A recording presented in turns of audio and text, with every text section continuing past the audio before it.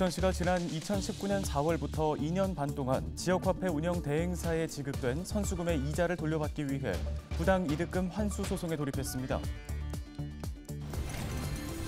김포도시철도공단 설립안이 설립 심의 단계에서 부결된 뒤 김포 골드라인 노조와 김포시의회 민주당 의원들이 김포시장에게 공약 이행을 촉구하고 나섰습니다. 부평구의회가 이달 중 공유주차장 지원 조례를 처리합니다. 원도심 지역 주차난 해소에 새로운 해법이 될 것으로 전망됩니다. 인천시의 삼산농산물 도매시장 시설 현대화 사업이 행정안전부의 지방재정 중앙투자심사를 통과했습니다. 인천시는 2026년까지 리모델링할 계획입니다.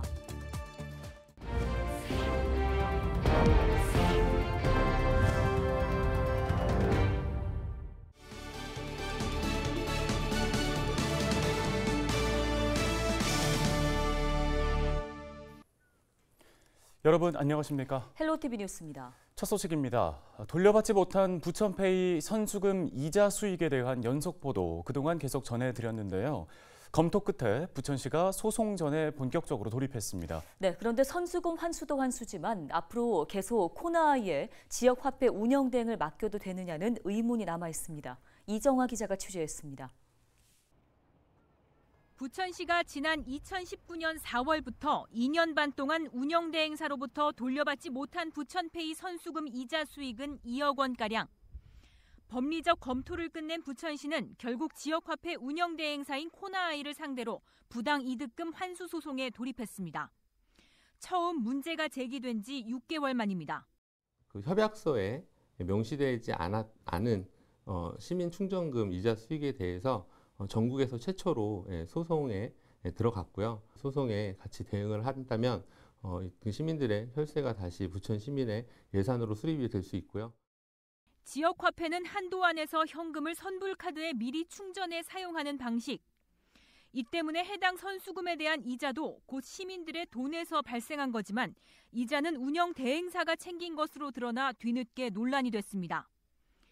지난 2021년 지역사랑 상품권 관련 법령 개정 전까지 법적 근거가 없었기 때문에 선수금 계좌도 운영대행사인 코나아이 명의로 통합 운영된 결과입니다. 이미 선수금 이자에 대한 법적 다툼을 진행 중인 용인시를 포함해 전국 60개 지자체도 같은 상황인데 손해를 본 액수만 100억 원 이상으로 추정됩니다. 또 감사원은 올해 초 경기도 지역화폐 대행사 선정과 운영에 관한 감사에 돌입했습니다. 이렇게 되자 소송과 별개로 지역화폐 대행 업무를 계속 코나아이에 맡길 수 있느냐는 지적이 나오는데 이에 대해 부천시는 일단 신중한 입장입니다. 향후에 이제 공동운영 대행사 선정 시에 다시 경기도에 선정할 때 저희 이런 상황들이 검토될 수 있도록 건의는 하겠지만 일단은 지금은 협약 기간 중에 있어서 변경할 경우에는 이제 또 시스템 운영비나 이런 게 또 발생할 수밖에 없기 때문에 이제. 부천시가 지난해 경기도 지역화폐 공동운영대행사 선정 공모를 통해 코나아이와 맺은 계약이 끝나는 시점은 오는 2025년입니다. 헬로티비 뉴스 이정화입니다. 김포도시철도공단 무산에 따른 지역사회의 반발이 계속되고 있습니다.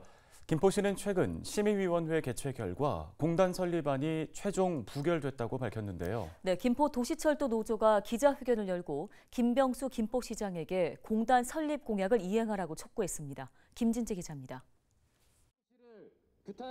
김포도시철도 노조와 김포시민, 김포시의원이 한자리에 모였습니다. 김포도시철도 운영을 위한 공기업, 가칭 김포도시철도 공단 설립을 촉구하기 위해서입니다.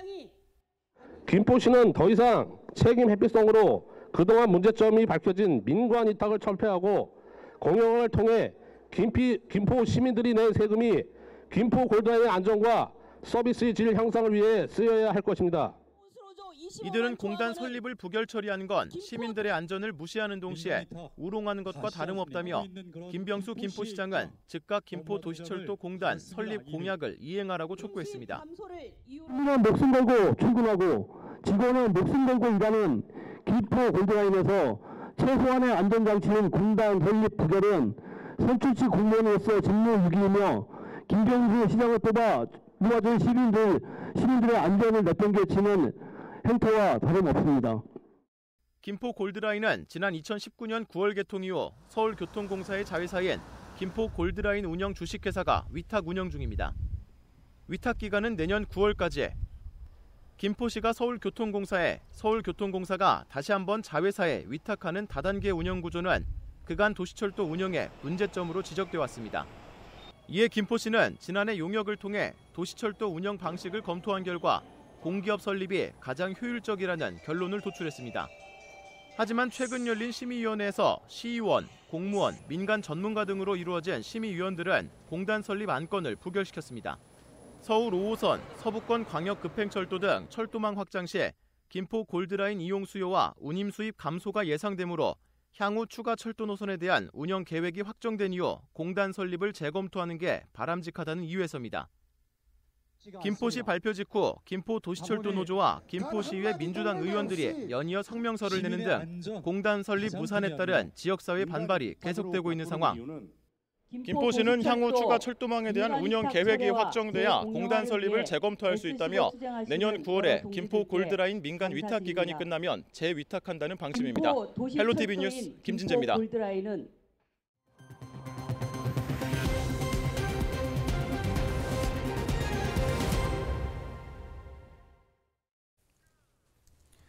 저녁 퇴근 이후에 벌어지는 주차 문제, 어제 오늘 일이 아니죠. 특히 부평 지역의 경우에는 구도심권을 중심으로 이 주차 문제가 심각합니다.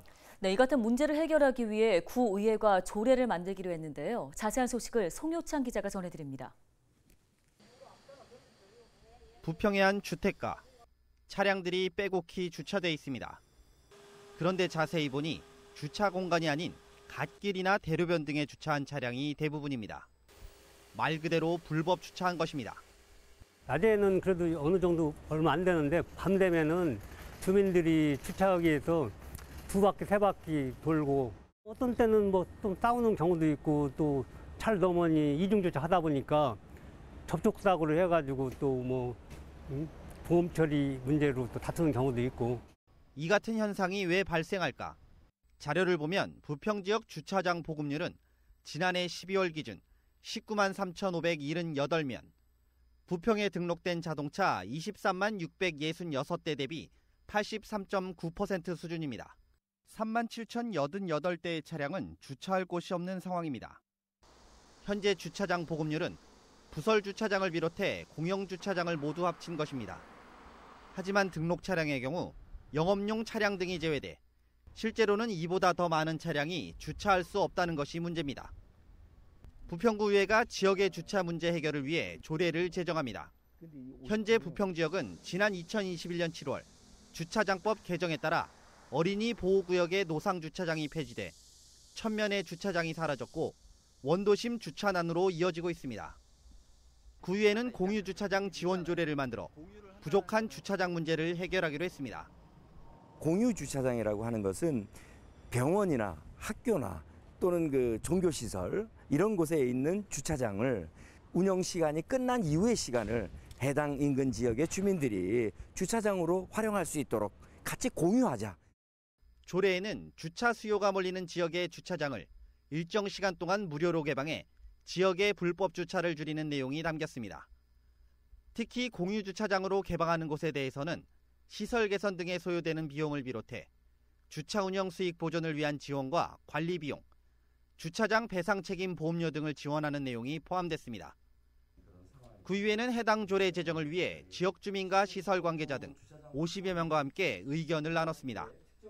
취합된 의견은 최종안에 담아 의회에 상정하기로 했습니다.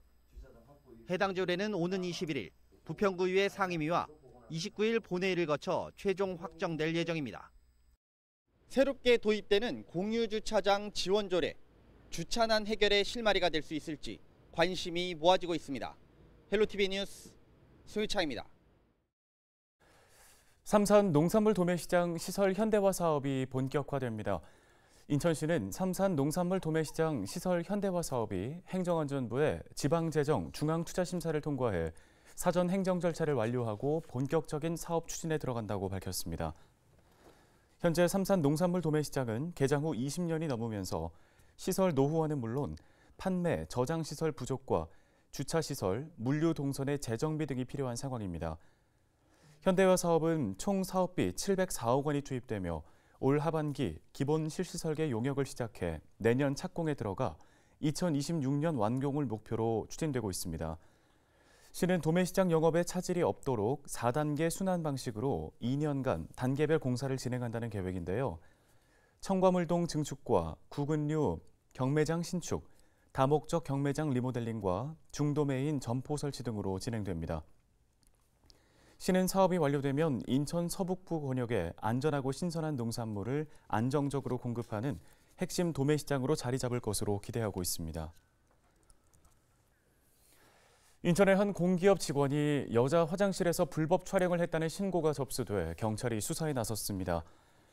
서부경찰서는 지난 4월 26일 오후 인천 지하철 2호선 역사 내 여자 화장실에서 불법 촬영 의심 신고가 접수됐다고 밝혔습니다. 당시 한 여성이 화장실에서 남자가 휴대전화로 불법 촬영을 했다고 알렸고 영무원은 바로 경찰에 신고했습니다. 경찰은 가해자로 지목된 남성이 인천교통공사 직원 A씨인 것을 확인하고 그의 휴대전화를 압수해 불법 촬영물이 있는지 디지털 포렌식으로 파악하고 있습니다. 불법 촬영 사실이 확인되면 A씨에게 성폭력 범죄 처벌 등에 관한 특례법상 촬영 혐의를 적용한다는 방침입니다. A씨는 이 건으로 인해 인천교통공사 감사도 받은 것으로 전해지고 있습니다. 현재 A씨는 혐의를 부인하고 있는 것으로 알려졌는데요. 경찰은 결과가 나오는 대로 피해자와 A씨를 차례로 불러 조사할 예정입니다.